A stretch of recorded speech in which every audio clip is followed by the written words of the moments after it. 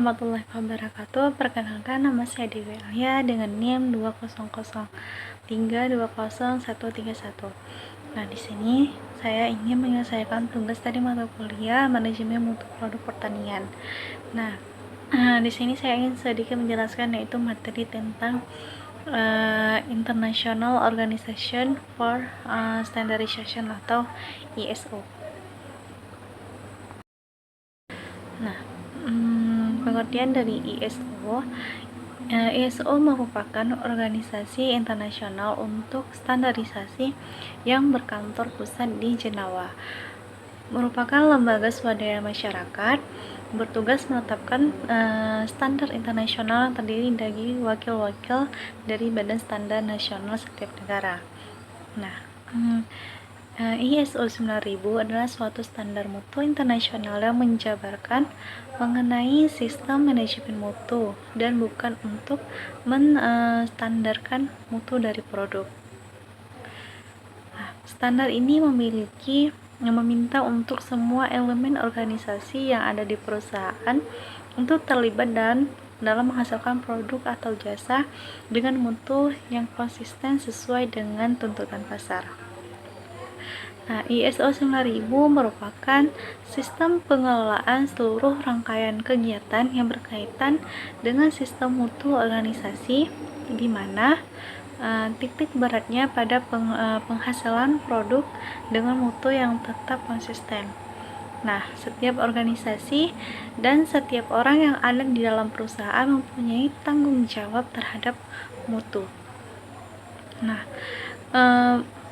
tujuan dari ISO ini yaitu didirikan dengan tujuan utama menetapkan standar kualitas, keselamatan, jaminan mutu, keamanan, standar keamanan dan kesehatan lingkungan pun juga ditetapkan. Nah, tentunya akan sangat sulit apabila lembaga standarisasi ini tidak ada. Sebab antara satu negara dengan lainnya akan memiliki standar kualitasnya masing-masing. Nah, manfaat dari ISO 9001 yaitu yang pertama, peningkatan kepuasan pelanggan, kemudian yang kedua, efisiensi operasional, yang ketiga, keunggulan kompetitif, dan yang terakhir, peningkatan manajemen risiko. Nah, selanjutnya ada prinsip-prinsip ISO 9001. Nah, yang pertama di sini ada orientasi pada pelanggan, yang kedua keterlibatan pemimpin, yang ketiga keterlibatan karyawan, yang keempat pendekatan berbasis proses, yang kelima perbaikan berkelanjutan, yang keenam pendekatan berdasarkan bukti, dan yang ketujuh hubungan yang saling menguntungkan dengan pemasok. Nah, di sini ada revisi ISO 9001. Nah, yang pertama ISO 9001 versi awal dari berdirinya standar manajemen mutu ini. Nah, yang kedua ada ISO 9001 memberikan kerangka kerja untuk memastikan bahwa suatu organisasi memiliki sistem yang efektif untuk memastikan mutu produk atau layanannya. Dalam versi 1949 tersebut tetap mencerminkan fokus pada kepuasan pelanggan, pemantauan dan perbaikan berkelanjutan, dan pendekatan berbasis proses. Yang ketiga, melibatkan pendekatan manajemen mutu yang lebih berorientasi pada proses dan sistematis. Yang keempat, revisi kecil untuk menjelaskan beberapa konsep dan meningkatkan konsistensi yang dilakukan secara efektif berdampak positif pada perubahan proses yang terjadi dalam organisasi. Kemudian yang kelima yaitu revisi signifikasi terakhir. Nah, menekankan pendekatan berbasis resiko, pemahaman konteks organisasi, dan perubahan signifikan lainnya. Nah, kemudian pengertian dari manajemen mutu atau SMM. Nah, menurut Gasper adalah Sistem manajemen mutu ini, suatu sistem manajemen mutu merupakan sekumpulan prosedur terdokumentasi dan praktek-praktek standar untuk manajemen sistem yang bertujuan menjamin kesesuaian dari suatu proses-proses dan produk, barang atau jasa terhadap kebutuhan atau persyaratan itu ditentukan atau dispesifikasi oleh pelanggan atau organisasi. Nah, sistem manajemen mutu adalah suatu tantangan yang menjamin tercapainya tujuan dan sasaran-sasaran mutu yang direncanakan. Nah, sistem manajemen mutu adalah tatanan yang menjamin kualitas input, proses, dan output dari pelayanan atau produksi. Nah, kemudian ada konsep mutunya. Nah, konsep mutu di sini yaitu ada 4. Yang pertama, mutu adalah kebutuhan setiap manusia. Nah, yang kedua, kewajiban setiap orang untuk memberikan yang bermutu ataupun yang berkualitas. Nah, yang ketiga, siapapun akan merasa puas bila kebutuhan mutunya terpenuhi atau kualitas yang didapat itu kualitas yang sangat bagus. Nah, yang terakhir, mutu ini diartikan sebagai kesesuaian dengan persyaratan dan peraturan perundang-undangan. Nah, kemudian di sini ada indikator mutu. Nah, indikator mutu yang pertama di sini ada kepuasan pelanggan.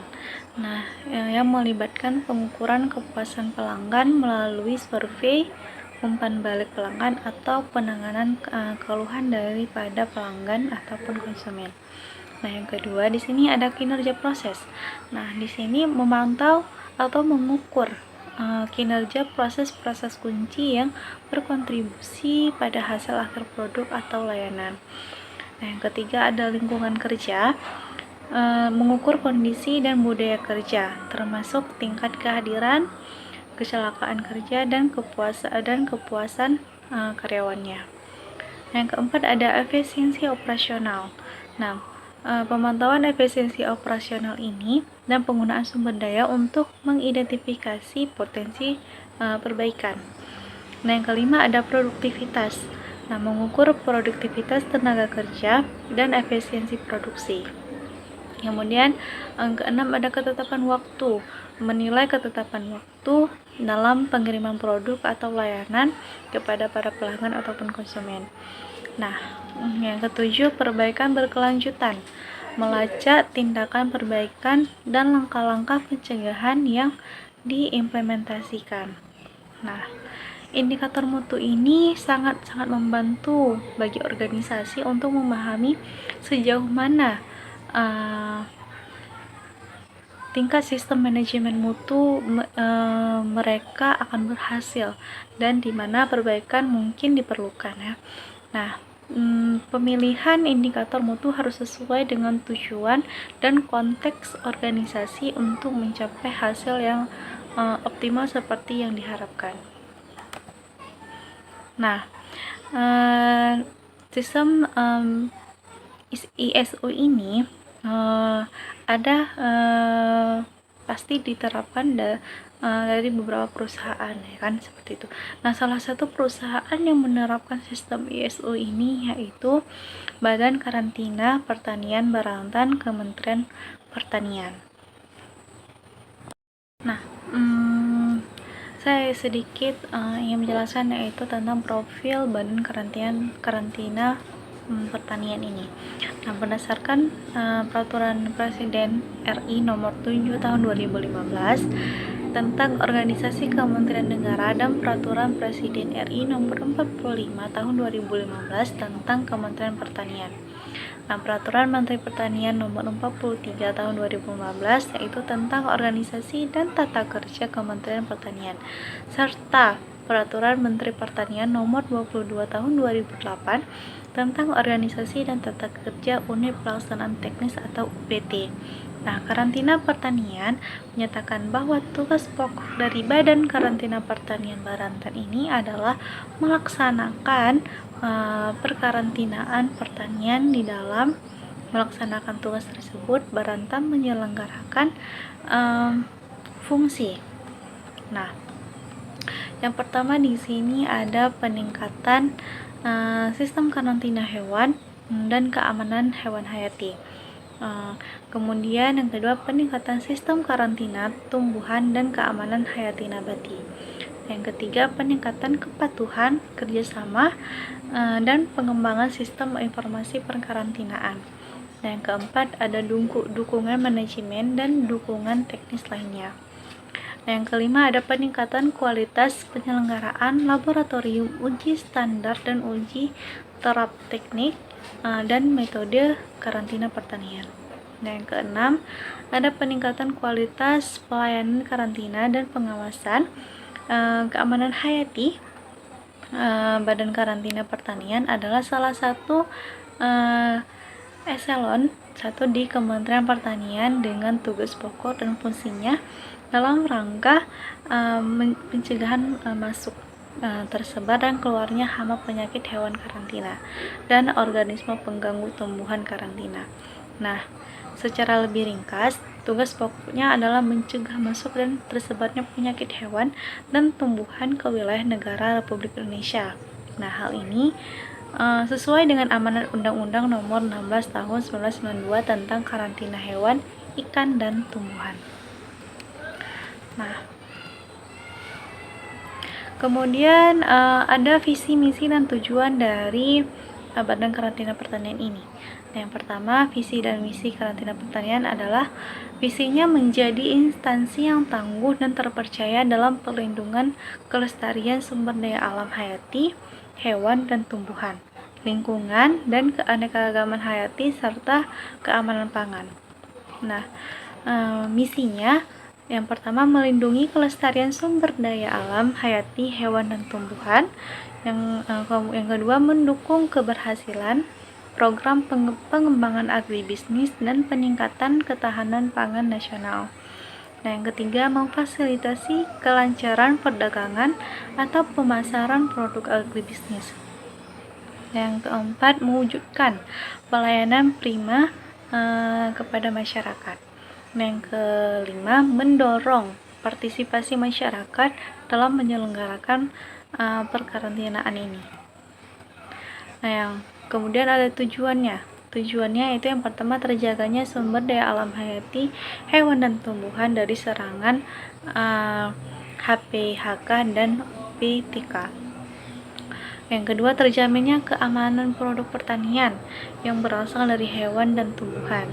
Yang ketiga, pengendalian importasi dan percepatan eksportasi melalui pencegahan masuk dan keluarnya media penyakit. Nah, yang keempat, memberdayakan masyarakat dalam pelaksanaan perkarantinaan. Yang kelima, mewujudkan pelayanan prima.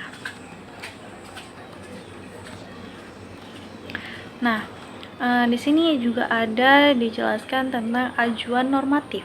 Nah, acuan normatif dalam penyusunan manual mutu ISO 9001 2015 Barantan ada sebagai berikut. Yang pertama, ada ISO 9001 tentang persyaratan sistem manajemen mutu. Yang kedua, ISO 9000 tentang sistem manajemen mutu, prinsip dan kosakata. Kemudian yang ketiga, ada Undang-Undang Nomor 16 Tahun 1992 tentang karantina hewan, ikan, dan tumbuhan. Yang keempat, ada Undang-Undang Nomor 18 Tahun 2012 tentang pangan. Kemudian ada PP Nomor 82 Tahun 2000 tentang karantina hewan. Kemudian ada PP Nomor 14 Tahun 2002 tentang karantina hewan, tumbuhan. Dan yang ketujuh, ada PP Nomor 28 Tahun 2004 yaitu tentang keamanan mutu dan gizi pangan. Kemudian ada Perpres Nomor 45 Tahun 2015 yaitu tentang Kementerian Negara. Kemudian yang ke-9 ada Permentan nomor 43 tahun 2015 tentang organisasi dan tata kerja Kementerian Pertanian. Kemudian yang ke-10 ada Permentan nomor 22 tahun 2008, yaitu tentang organisasi dan tata kerja unit pelaksana teknis dan karantina pertanian. Nah, istilah dan definisi yang digunakan dalam perdokumentasian sistem manajemen mutu ini adalah yang pertama karantina. Karantina adalah tempat pengasingan atau tindakan sebagai upaya pencegahan masuk dan tersebarnya hama penyakit atau organisme pengganggu dari luar negeri dan dari suatu area ke area lain di dalam negeri atau keluarnya dari wilayah negara Republik Indonesia. Kemudian ada karantina hewan dan tumbuhan adalah tindakan sebagai upaya pencegahan masuk dan tersebarnya hama dan penyakit hewan atau organisasi pengganggu tumbuhan dari luar dan yang dari luar negeri masuk ke area dalam negeri. Nah, kemudian ada hama dan penyakit hewan atau organisasi pengganggu tumbuhan adalah semua organisasi yang dapat merusak, mengganggu kehidupan atau menyebabkan kematian hewan maupun tumbuhan. Kemudian ada hama dan penyakit hewan karantina adalah semua hama dan penyakit hewan yang ditetapkan pemerintah untuk dicegah masuknya ke dalam negeri. Kemudian yang kelima ada media pembawa hama dan penyakit hewan karantina. Nah, hama dan penyakit ikan karantina atau hewan atau bagian-bagian lainnya yang dapat membawa hama dan penyakit hewan karantina, hama dan penyakit ikan karantina atau organisme pengganggu tumbuhan karantina. Kemudian ada hewan-hewan adalah semua binatang yang hidup di darat, baik yang dipelihara maupun yang hidup secara liar. Nah, yang ketujuh ada bahan asal hewan adalah bahan yang berasal dari hewan yang dapat diolah lebih lanjut. Kemudian hasil bahan asal hewan adalah bahan asal hewan yang telah diolah. Nah, kemudian ada tumbuhan adalah semua jenis sumber daya alam nabati dalam keadaan hidup atau mati, baik belum diolah maupun yang sudah diolah. Kemudian ada tempat pemasukan dan tempat pengeluaran. Kemudian ada petugas karantina.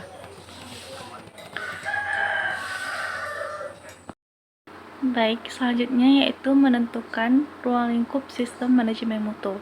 Nah, ketika menentukan ruang lingkup, Badan Karantina Pertanian itu ada beberapa hal yang harus dipertimbangkan. Yang pertama yaitu isu eksternal dan internalnya. Yang kedua, persyaratan pihak berkepentingan, dan yang ketiga, produk dan layanan organisasi. Nah, Badan Karantina Pertanian juga menerapkan semua persyaratan standar pada bidang tertentu. Yang pertama, Kepala Badan Karantina Pertanian. Yang kedua, Sekretariat Badan Karantina Pertanian. Yang ketiga, Pusat Karantina Hewan dan Keamanan Hayati Hewani. Yang keempat, Pusat Karantina Tumbuhan dan Keamanan Hayati Nabati. Yang kelima, Pusat Kepatuhan Kerjasama dan Informasi Perkarantinaan. Yang keenam, Unit Pelaksana Teknis UPT Karantina Pertanian. Nah, selanjutnya ada sistem manajemen mutu dan prosesnya. Nah, Badan Karantina Pertanian ini melakukan proses ini untuk beberapa hal. Yang pertama yaitu untuk menentukan urutan dan interaksi dari proses-prosesnya. Kemudian menentukan dan menerapkan kriteria dan metode yang termaksud di dalamnya itu seperti pemantauan, pengukuran, dan indikator kerja yang berkaitan. Nah, kemudian menentukan sumber daya yang dibutuhkan untuk proses dan memastikan ketersediaannya. Nah, kemudian menetapkan tanggung jawab dan wewenang untuk proses. Kemudian yang kelima, mengatasi resiko dan peluang sebagaimana telah ditentukan dengan sesuai persyaratan. Kemudian mengevaluasi proses dan melakukan perubahan yang perlu untuk memastikan bahwa proses mencapai hasil yang dimaksudkan ataupun yang diinginkan. Kemudian ada memperbaiki proses dan sistem manajemen mutu. Kemudian yang melakukan monitoring monitoring dan evaluasi terhadap pelayanan karantina pertanian yang dilakukan seluruh unit pelaksana teknis atau UPT karantina pertanian. Nah, selanjutnya ada kepemimpinan dan komitmen. Nah, Badan Karantina Pertanian melakukan upaya untuk yang pertama memastikan akuntabilitas keefektifan sistem manajemen mutu. Kemudian memastikan bahwa kebijakan mutu dan sasaran mutu disusun untuk sesuai dengan arahan strategis dan konteks organisasinya. Kemudian memastikan integrasi persyaratan sistem manajemen mutu ke dalam proses bisnis organisasi. Kemudian mempromosikan penggunaan pendekatan proses dan pemikiran. Nah, berbasis resiko. Kemudian memastikan bahwa sumber daya yang dibutuhkan untuk sistem manajemen mutu itu tersedia. Kemudian selanjutnya mengkomunikasikan pentingnya sistem manajemen mutu yang efektif dan kesesuaiannya dengan persyaratan sistem manajemen mutu. Kemudian memastikan bahwa sistem manajemen mutu mencapai hasil yang diinginkan. Kemudian selanjutnya mengarahkan dan mendukung orang-orang untuk berkontribusi pada sistem manajemen mutu yang efektif. Kemudian mempromosikan perbaikan berkelanjutan. Selanjutnya yang terakhir mendukung peran manajemen lain yang relevan untuk menunjukkan kepemimpinannya sebagaimana diterapkan dalam wilayah tanggung jawab mereka.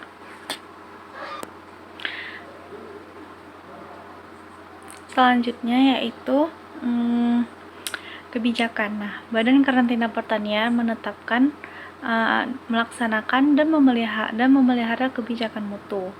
Nah, yang pertama itu sesuai dengan tujuan dan konteks organisasi, kemudian serta mendukung arahan strategisnya, kemudian menyediakan kerangka kerja untuk mengatur sasaran mutu. Yang ketiga, mencakup komitmen untuk memenuhi persyaratan yang berlaku. Kemudian yang keempat, mencakup komitmen untuk secara berkelanjutan memperbaiki sistem manajemen mutu. Nah, selanjutnya di sini ada perencanaan. Nah, tindakan yang pertama di sini adalah tindakan untuk mengatasi resiko dan peluang. Kemudian yang kedua, sasaran mutu dan perencanaan untuk mencapainya. Kemudian ada rencana perubahan. Nah, berikutnya di sini ada dukungan. Nah, yang pertama di sini ada sumber daya. Nah, Badan Karantina Pertanian mempertimbangkan yang pertama ada kapabilitas dan kendala pada sumber daya internal yang ada. Kemudian ada sumber daya manusia, yang dimana Badan Karantina Pertanian dapat mengusulkan kompetensi personil yang akan mengisi jabatan tertentu, termasuk proses menentukan dan menyediakan orang-orang yang diperlukan untuk implementasi sistem manajemen mutu yang efektif, serta untuk mengoperasionalisasi dan pengendalian proses baik untuk jabatan pusat maupun di unit pelaksana teknis atau UPT. Kemudian selanjutnya itu ada infrastruktur. Nah, Badan Karantina Pertanian ini menetapkan kriteria pelaksanaan serta kondisi yang diinginkan dalam mengelola infrastruktur, termasuk proses menentukan, menyediakan dan memelihara infrastruktur yang diperlukan untuk operasionalisasi serta untuk mencapai kesesuaian produk dan layanan. Kemudian ada lingkungan untuk operasional. Badan Karantina Pertanian menyediakan dan memelihara lingkungan yang diperlukan untuk operasionalisasi serta untuk mencapai kesesuaian produk dan layanan.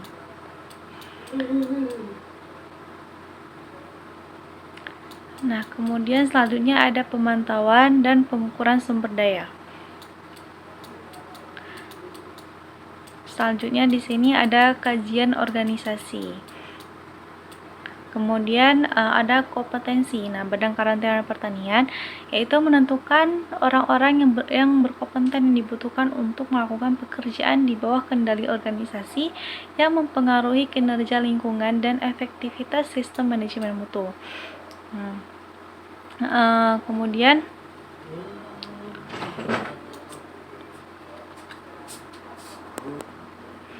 setelah kompetensi, berikutnya ada kesadaran. Badan Karantina Pertanian memastikan bahwa orang-orang yang bekerja di bawah kendali organisasi akan yang pertama di sini kebijakan mutu, yang kedua sasaran mutu yang terkait, kemudian memiliki kesadaran kontribusi mereka terhadap efektivitas sistem manajemen mutu, termasuk keuntungan atas peningkatan kinerjanya.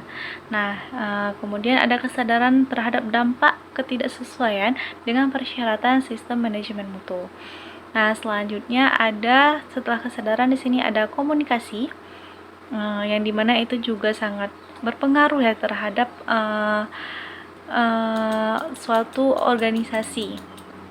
Badan Karantina Pertanian menentukan komunikasi internal dan eksternal yang berhubungan dengan sistem manajemen mutu. Apa saja yang termasuk ke dalam komunikasi? Yaitu yang pertama di sini apa yang akan dikomunikasikan. Dalam suatu organisasi itu apa yang pertama itu apa sih yang akan dikomunikasikan ataupun yang akan dibicarakan dalam sebuah organisasi. Yang kedua, kapan dikomunikasikan. Yang ketiga, dengan siapa dikomunikasikan. Terus bagaimana mengkomunikasikan, dan yang terakhir siapa yang mengkomunikasikannya. Setelah komunikasi di sini terdapat informasi dokumentasi. Di dalam informasi dokumentasi ini termasuk membuat dan memperbaharui, yaitu organisasi memastikan kesesuaian informasi dokumentasi dengan adanya identifikasi dan deskripsi, tanggal penulis, termasuk nomor referensi dan sebagainya. Kemudian ada format dan juga tinjauan dan persetujuan untuk kesesuaian dan kecukupannya. Kemudian ada pengendalian informasi terdokumentasi. Kemudian selanjutnya itu ada operasional. Setelah komunikasi tadi kita lanjut ke operasional. Yang pertama di sini ada perencanaan dan pengendalian operasional. Kemudian ada perencanaan dan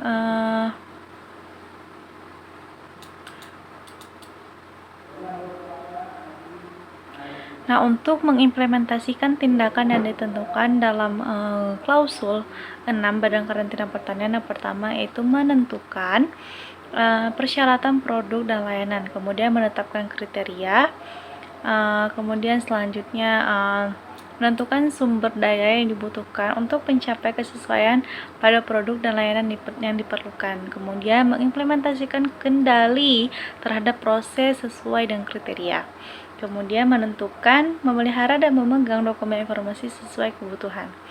Selanjutnya ada komunikasi pelanggan, kemudian menentukan persyaratan produk dan layanan, kemudian tinjauan persyaratan produk dan layanan. Kemudian di sini lagi ada perancangan dan pengembangan produk dan layanan. Badan Karantina Pertanian menetapkan atau menerapkan dan memelihara perancangan dan proses pengembangan yang tepat untuk menyediakan penyediaan produk dan layanan pelayanan berikut. Badan Karantina Pertanian melaksanakan perancangan dan pengembangan pelayanannya untuk meningkatkan sistem manajemen mutu. Kemudian selanjutnya ada pengendalian terhadap pihak eksternal terkait proses, produk, dan layanan.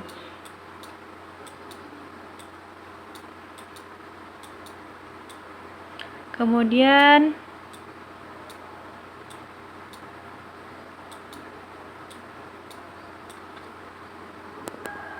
berikutnya di sini ada pelepasan layanan. Kemudian organisasi ini memegang informasi berdokumentasi tentang proses pemberian layanan. Nah, informasi terdokumentasi itu harus mencakup yang pertama bukti kesesuaian dengan kriteria penerima, kemudian ketelusuran terhadap orang yang berwenang atas pelepasan, kemudian ada pengendalian keluaran yang tidak sesuai. Nah, selanjutnya di sini ada evaluasi kinerja. Nah, yang termasuk di dalamnya itu yaitu yang pertama pemantauan, pengukuran, analisis, dan evaluasi. Yang kedua ada audit internal. Nah, organisasi melakukan audit internal pada organisasi pusat dan unit pelaksanaan teknis di masing-masing wilayah pada jangka waktu yang direncanakan untuk memastikan apakah sistem manajemen mutu sesuai dengan persyaratan mutu organisasi. Nah, kemudian ada tinjauan manajemen.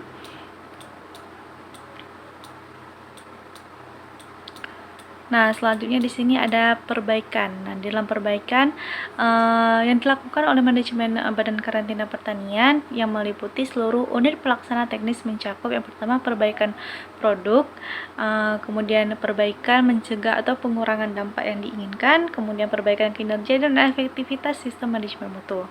Kemudian ada ketidaksesuaian dan tindakan perbaikannya.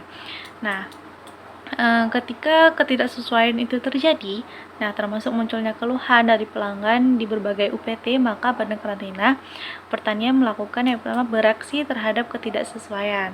Yang kedua, mengevaluasi kebutuhan tindakan untuk mengurangi penyebab ketidaksesuaian dengan tujuan agar tidak terulang.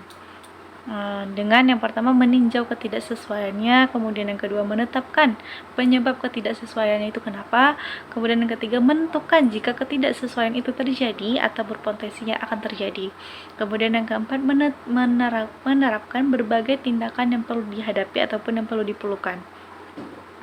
Kemudian meninjau efektivitas tindakan perbaikan yang diambil. Yang keenam, memperbarui resiko dan peluang yang ditentukan selama perencanaan jika diperlukan.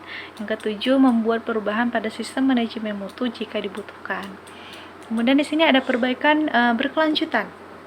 Nah, di mana manajemen Badan Karantina Pertanian ini mempertimbangkan hasil dari analisis dan evaluasi dan keluaran dari tinjauan manajemen dari unit pelaksana teknis atau UPT untuk menentukan jika terdapat kebutuhan atau peluang yang harus diatasi sebagai bagian dari perbaikan berkelanjutan.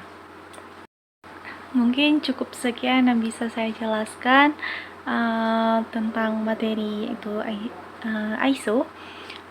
Kemudian lebih dan kurang saya mohon maaf. Saya akhiri. Assalamualaikum warahmatullahi wabarakatuh.